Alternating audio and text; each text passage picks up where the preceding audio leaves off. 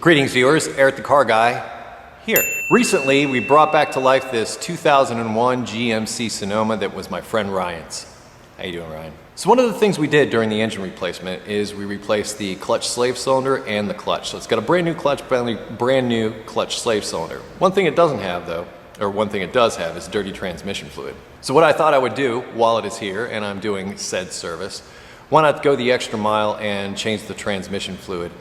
This is a 2.2 liter. It has a manual transmission. It's a little bit different than the automatics and pretty much going to be a drain and refill. According to my parts professional, this gets GM Syncromesh transmission fluid in the manual transmission. I'm going to say that this is one of the best things GM ever did. Okay, this stuff is awesome. This stuff is almost like transmission rebuild in a bottle.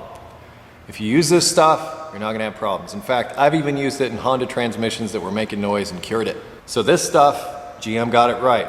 Well done. I have 3 quarts of it. That should be all I need. Got a little bit more if I need it. Just gonna go for it. We're gonna raise the vehicle, get up underneath there, drain and refill the transmission fluid, and hey, give this thing a nice little send-off.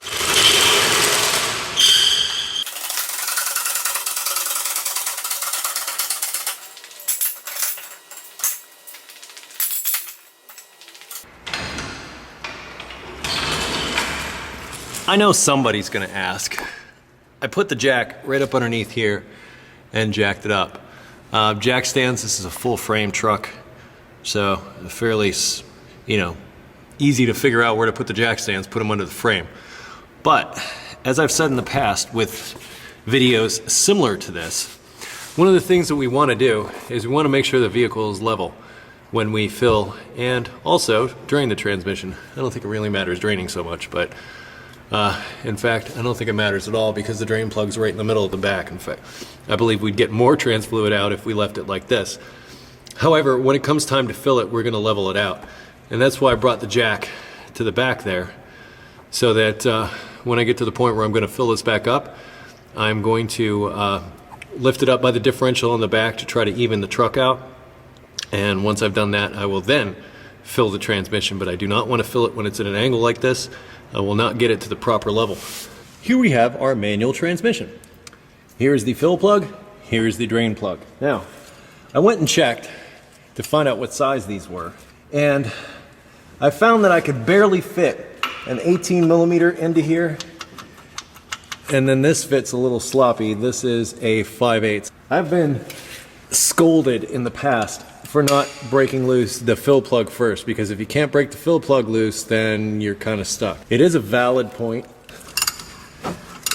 Good. Good, excellent. Also, if you take the fill plug out first, what that does is that allows some air to come in and it'll drain better. By the way, I have my trusty drain pan here underneath the transmission ready to accept any fluid that should come out. That's a 5/8 Allen, by the way. Once again, I think 18 millimeter will work, but I had trouble getting it in here because of the rust, and it seems to be coming out okay. So I'm not gonna lose sleep here. All right, fill plug is out. Now for that drain plug.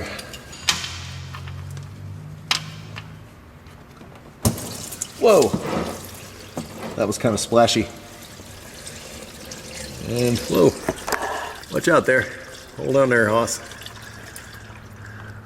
I just went for like a test drive, and wow, I think that was the fastest transmission fluid drain ever.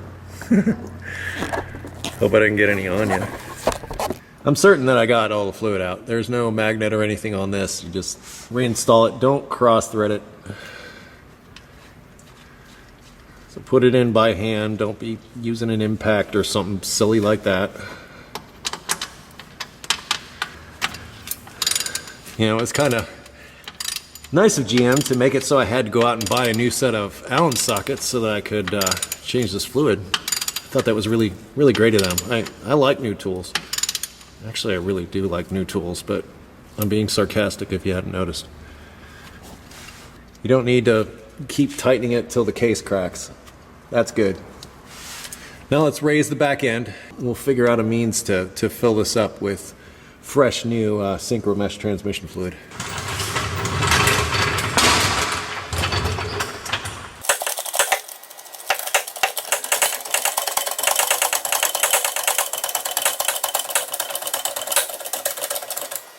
think that's level. Now, I've used this same method in the past to fill transmissions. You might choose other methods. I have this pump that I've had for a while that fits into, well, just about anything you can fit it into. And I'm going to pump the fluid up into the transmission. Now, there are products that you can buy, tools that you can buy, like a little squeeze bulb, that pretty much does the same thing. Given the openness of what you have there, you might even be able to run like a long tube from up underneath the side of the truck and dump it in a funnel in the side there. That might be possible. But what I'm going to do is this. I'm told 3 quarts should pretty much do it. So I'm going to fill up my main container here. This is pricey stuff, but personally I think worth it. In fact, I think this was like, I don't know, 10, 12 bucks a quart. So don't spill it. You'd be crying all the way to the ATM. And there I go, spilling it. Don't do what I do, kids. Don't do what Eric the Car Guy does.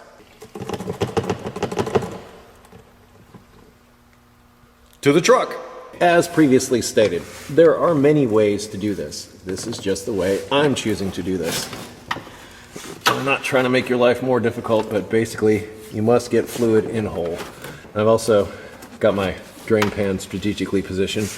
But the other important thing is to make sure the truck is level. So make sure it's level, and don't care what you do to get the stuff in there. Just make sure you get it in there. Simply, you just keep filling until it comes out the hole. Insert rude comment now. You'll feel better when you share your laughter with the class. I think we've reached that magic place.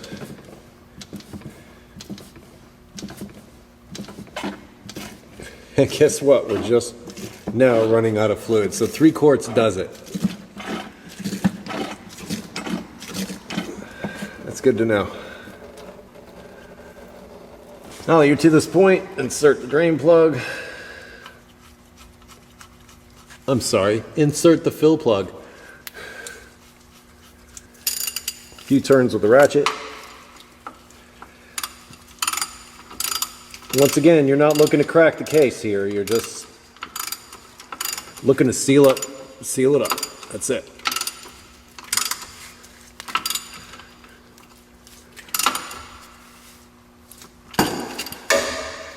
Let's get this back down on the ground.